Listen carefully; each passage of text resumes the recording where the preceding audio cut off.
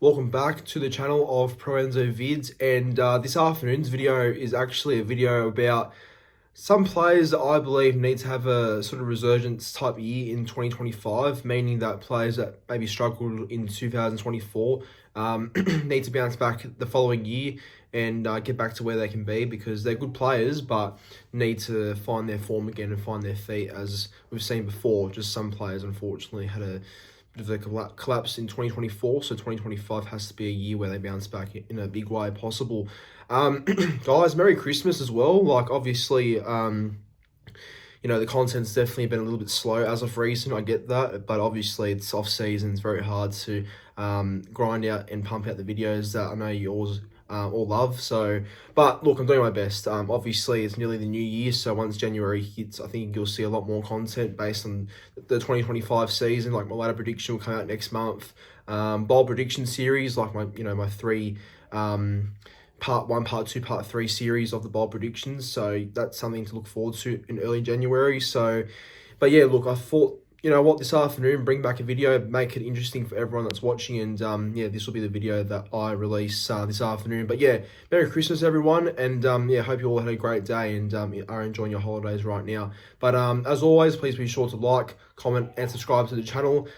I don't think we're going to get to 5k by the new year, so that's unfortunate, but hopefully 5k by at least January, some point in January before we hit February. I think we can get there around that stage of 5k in January. But as always, enjoy the video, and here we go, 5-1. So starting out at number 5 is actually a Manly player that I've got in the top 5 somewhere, which is Reuben Garrick. Now look, I'll explain this one a bit to you guys. So obviously Reuben made the switch to centre this year. And look, had some good games, I thought, in the centre position. Definitely attacking wise, he was pretty good there in some games. Him and Saab had a bit of an iffy combo at the start of the year, I thought, but as the year went on, they sort of got their mojo together, I thought, especially in attack. But for me, it's the defence part that definitely worries me heading into 2025. Now, obviously, Reuben Garrick is such a great clubman for Manly, and I love him as a player. I really do rate him highly, of course. But I think it comes to a stage where we have to see a bit of improvement by Reuben defensively in that position, because I don't think the club's going to move Garrick out of that position. I think that's his position to keep in the centres. I'd be happy if they move him back to the wing, but I don't think that's going to happen. But if Reuben is to, I guess, improve next year and make this centre position his own for good, I think defensively it has to be better overall for that position to work out for Reuben. But look, he's obviously a great player, good goal kicker. That's probably why he's so crucial to the team, because apart from DCE, no one can really kick as well as Garrick, probably. But look, I think having Reuben in our team is always a bonus, because he is such a quality player. But I think defensively he can definitely get better. But he's a great player. He's proven it before. Like, on the wing, he's proven he's a great finisher. He's proven overall he's like I said, a quality player. But I think defense has to be something he fixes up, because there's been a fair few times where his right edge has been exposed a few times, and it's not purely his fault, but he definitely needs to improve in that aspect. But otherwise, look, I think Garrick's in for a better year for Manly next year. I don't think he struggled, but I think that just the defence part, I feel like he could definitely get better at. And I know we made the 8 still, so it doesn't really matter too much, but on a personal level for his game, I think defence has to be the big one to fix, and I'm sure he knows that too. So, I've got Reuben Garrick in my top 5 there, just based on defence and where I think he can get better at. Coming in number 4, I've got Cody Walker from the Rabbitohs, actually. So, obviously, Cody Walker has always been such a great player across his time playing NRL. He debuted late in his career at 26, but from then on now, he's been a great 5'8" and definitely been one of the best over the years. But obviously, I feel like the last 2 years, 2023 and 2024, I'm talking about the most, he's definitely been a little bit under the weather, I guess you can say. That's the best example I can give for Cody Walker. A bit under the weather with his form, because we know how much of an attacking threat he is when he runs the ball. When he runs the ball, it definitely threatens the defensive line of the other team. And they definitely get scared by what Walker can do, because Walker's a great runner, like I said. And, if you let Walker dominate the game, then it's nearly game over straight away. So that's why I think Cody Walker is that guy that has to bounce back for South Sydney. Because when Cody Walker's on, like Latrell, Rabbitohs are a top 4 team in my honest opinion. And with Wayne back at the helm as well, he was one guy that got the best out of Cody Walker. And I know Cody Walker's a few years older now. I think he's like 34 or something now, or turning 34. But either way, he's definitely getting close to retirement. So that's why I guess I'm a bit up and down with this one, just because age and whatever, does he have the same impact as what he used to have in like 2018, 2019, you know what I mean? So, but with Wayne Bennett back, he definitely instills confidence and gets the best out of players. And I think Cody Walker's one guy that could definitely get the best out of himself again under Wayne. So yeah, I feel like he's one guy that has to bounce back for South Sydney. Like if South Sydney are to make the 8 next year, it has to be through Cody Walker's leadership, because remember, Lewis Dodd's a great pickup at halfback. Like Lewis Dodd's a huge signing for them in my honest opinion. I know there's NRL fans saying that, oh, Lewis Dodd's a nobody and whatever. Well, that's because you don't watch the Super League. And I know the Super League is obviously not at like a tier league or anything compared to NRL, but Lewis Dodd's a champion. But that's why I think Cody Walker has to stand up a bit more, because he's new to the NRL Dodd. So that combo will be interesting actually. Both real attacking players, but also left foot kickers. So that makes things interesting. So we'll see how that goes. But in general, Cody Walker's one guy that has to stand up for South Sydney and one guy that has to bounce back next year, because I feel like his best footy has not been honestly seen until probably late 2021 to early 2022. That's the last time I definitely feel like Cody Walker's been that dominant. So it's been a while. But yeah, I'm backing Walker to bounce back for South Sydney next year. And if he does, then South make the 8 pretty comfortably, I reckon. So yeah, Walker's in my top 5 for this one. Now, number 3 is definitely someone that has to bounce back no matter what. I reckon for his future's sake and also for the Broncos too. I think Selwyn Cobbo is one player that has to have a big sort of resurgent season in 2025. Obviously, Cobbo is so talented, we all know that, but he definitely can be caught lacking in a few games. And I say that because he can be lazy.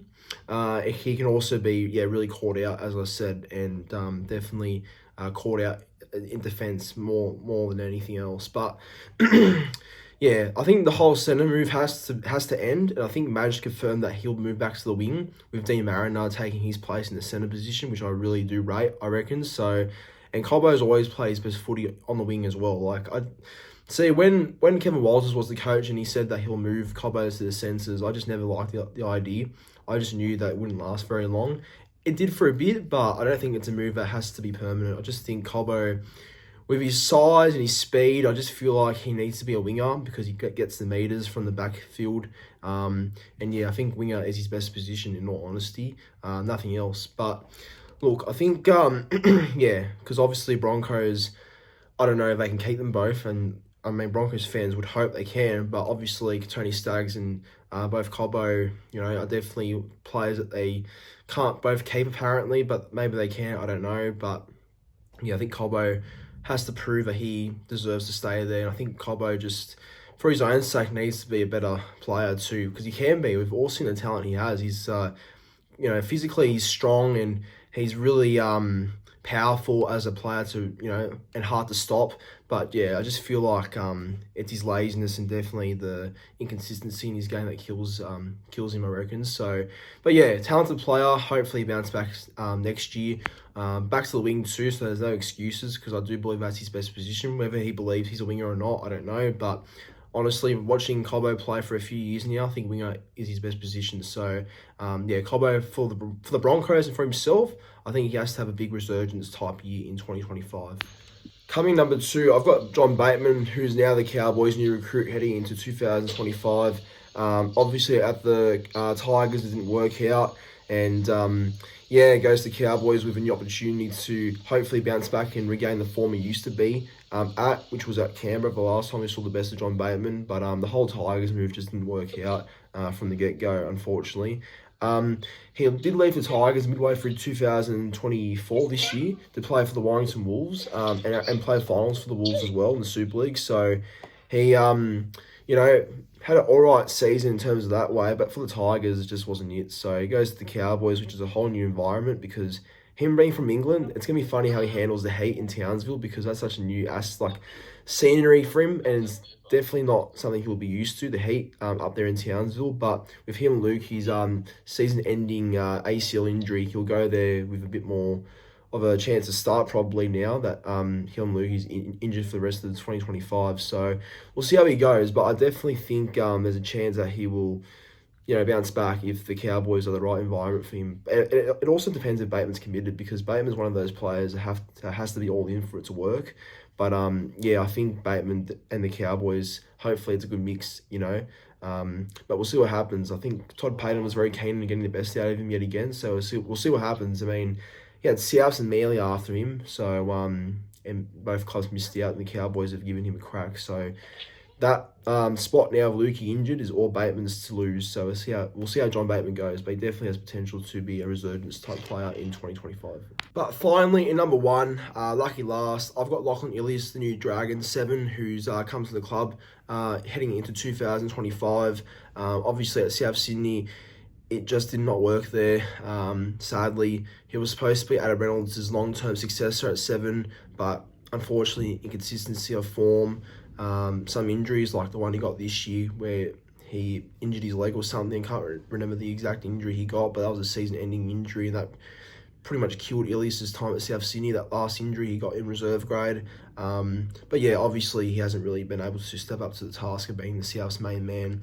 Maybe there's a bit of other things that have contributed to Ilias' patchy form at Souths maybe, but unfortunately the move just never worked out for Ilias being their main man, so that's why he's eventually moved on from the club, and Dragons have now picked him up to replace Ben Hunt, who's a veteran 7, but he goes to the Broncos and returns back to where it all started. So now Ilias is the main man yet again, so he's the guy that's going to be calling the shots at number 7. He's going to be the one that directs a lot of the plays. I think Guffo will definitely help him being the fullback, and Guffo obviously has a mouth on him. He can definitely direct things at the back easily, but I think Ilias being the 7 needs to develop a bit of a voice, I reckon. And I think, he'll definitely be a bit more prominent in the Dragons' attack next season. So yeah, look, I think that if there's one guy that has to have a big sort of bounce back season, it's 110% Lachlan Ilias, and I think he can do it. I think under a good coach like Shane Flanagan, who believes in him and who will give him the full-time 7 to give him a crack there and see how he goes. I can see Ilias' confidence being really good under someone like Flano. Just remember though, back in 2022, Ilias was really good at South Sydney. Like obviously first full year being the 7, South made finals, and Ilias was a gun in that year, in that 2022 season. So I know the last 2 years have said otherwise, but I think to a new club, fresh environment, around a familiar face like Damien Cook, and being, I guess, in a system where they've signed some good players like Valentine Holmes, Clint Gutherson, and all them. It could be good for Ilias making this move to the Dragons, and it could be a move that definitely gets the best out of him, hopefully. So, it's a big sort of crucial year for Ilias, I feel like. Because I feel like if this move, or let's just say this, if 2025 is not the year of Lachlan Ilias, then when is it going to be the year of Lachlan Ilias? I feel like it's a real make or break year for him. But I'm backing him to do well. I hope he goes well, and I think he will. So it's a real, hopefully, resurgence type year for Lachlan Ilias. He's one guy that has to step up and really take being the main man on board and really take it with both hands, which I'm sure he will. So all best to him, and he's my number 1 pick for a guy that has to have a resurgence season in 2025. But everyone, that's the end of the video. I hope you all enjoyed it. Please be sure to like, comment, and subscribe to the channel, and do let me know what your thoughts on my top 5 are. And if you would make any changes to that top 5, do let me know in the comments down below. But as always, thank you for watching, and have a good rest of your holidays.